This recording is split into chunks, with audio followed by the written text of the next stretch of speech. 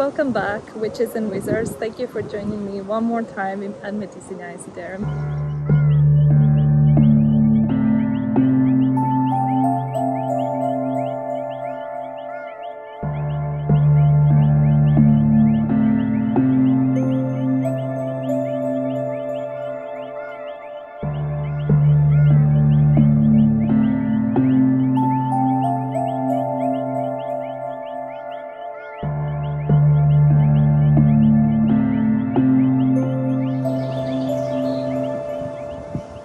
Well, today it's been a day of harvesting, and what I wanted to share with you is a little bit of the plants that I harvested and talk about the plants that I've harvested.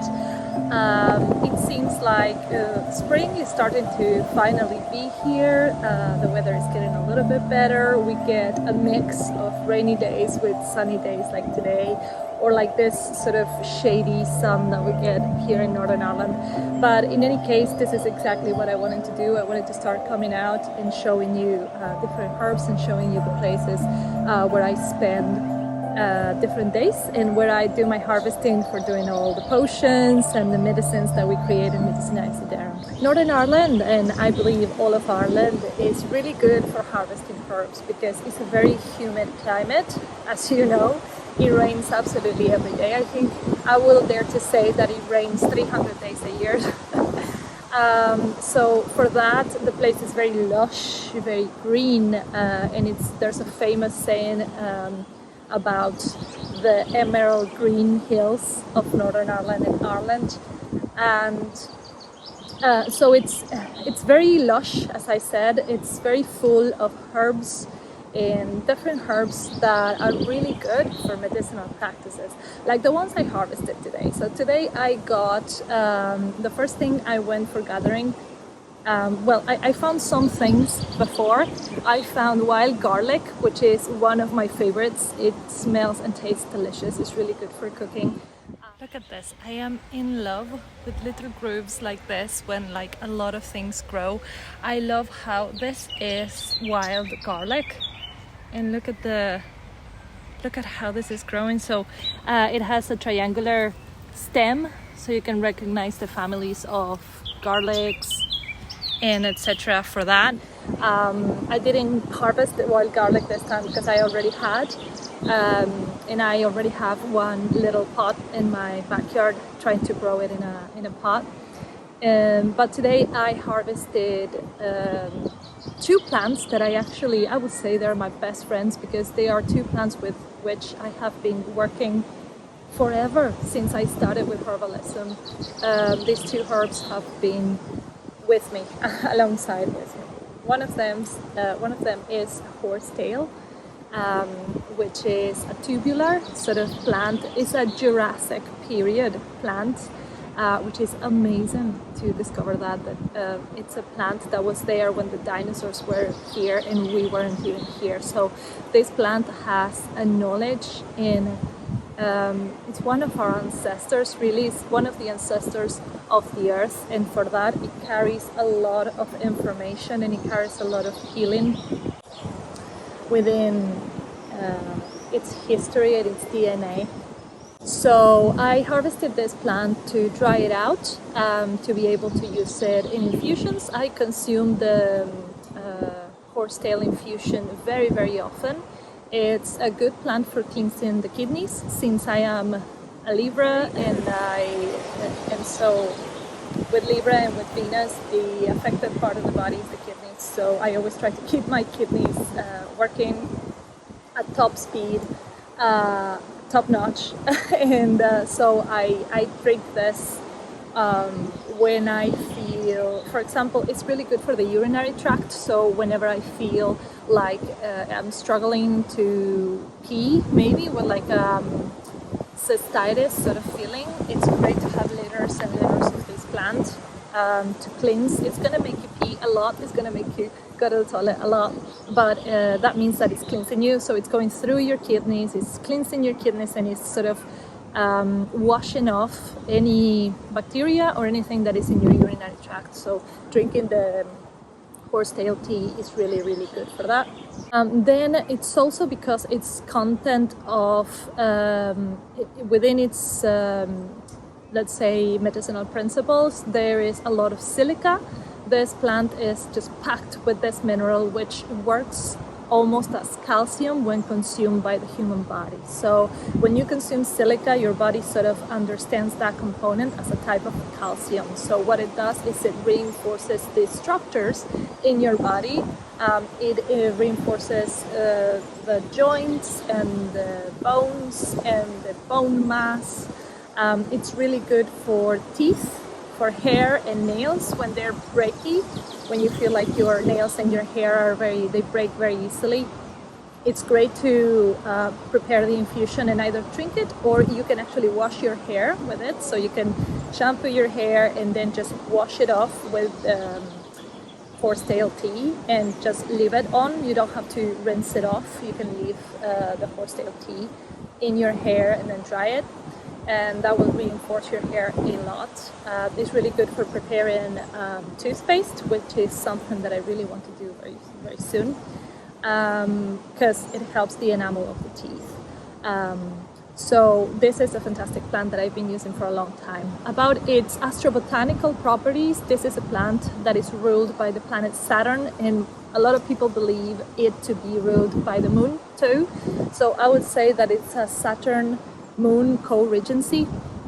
It's Saturn in the way that it helps the structures. So it helps us, Saturn is the planet that has to do with structures, with being your own, sustain yourself, you know, to nurture yourself, to, not nurturing is more like a lunar property, but it's more about, Saturn is all about being your own father. So that means creating your own structure and being responsible and everything that sort of protect us from consequences, right? So you want to be strong so you don't break a leg or a foot when you're doing something. You want to have a good structure, a good bone structure, a good spine, so that you could be flexible and you can be strong and you can go about your life without pains and aches and etc. It's very windy today, so I hope I'm going to try to hide a little. I hope you can hear me still. So when I said strong and I said flexible, it sounds like reflecting ideas, but what horsetail actually teaches us for the nature of its stem is that it grows up, so it grows like a spinal cord. So it's a strong plant, but at the same time the stem is hollow inside. So that means that this plant is also very flexible, and when the wind hits it, like now, when the wind hits it, it can bend instead of break. And so horsetail talked to us about a structure that is flexible and that can bend, and an internal structure too that is firm and that it can bring this sustenance, but at the same time it's flexible, so we don't have to snap when things don't go our way and break, right? And I think that is the lunar touch of this plant. You know, it's being structured, it's being strong, but at the same time being flexible and being open and sharing. About the lunar properties of this plant, since I told you that it heals the kidneys and it regulates the amount of water in the body, so that is a lunar property. We know that food has an effect over the tides and over the waters of the planet, and over the waters, the internal waters of human beings. We are 70% water, right? So the moon really affects the levels of water that we have. And water in us means the emotional world. So this plant is not only cleans and regulates our liquids inside, but it's also cleans and regulating the emotions. So the lunar properties are regulating the liquids and regulating the emotions, and helps us balance. The second plant that I collected today is a little bit of lavender. It's like a garden common lavender. It's not Lavandula officinalis, which is the actual, the most common herb, the most common variety of lavender that is used to make the essential oils, usually. This is just a sort of a garden lavender, but it's on the same family. Obviously, it's a lavender, so it has the same properties. It's a sedative, it's calming and relaxing and soothing, but at the same time, this plant has some relation with the sage family, so it actually works really well as a cleansing herb. It's a very potent repellent for bad energies, let's say. So I use lavender for absolutely everything. All but the lavender oil it's a beautiful, it's one of my best friends, as I said. But in this case, I'm gathering this herb, and I think this is a key tip that I'm going to give you here. I'm going to use this lavender to make smudges to burn, because burning lavender is it's a very common ritual of the passing of the season. So we're trying to get out of the winter to get into the spring, and there's a lot of lethargy.